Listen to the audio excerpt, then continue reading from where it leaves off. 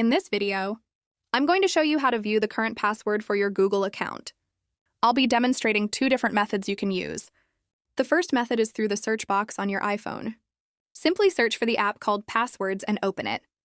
Once inside, use the search bar to look for Google. If your Google account password is saved on your iPhone, you'll see it listed there. Just select the account, tap on the password field, and your current password will be revealed. If you don't find it there, the second method is through your web browser. Open an internet browser and go to the Google website.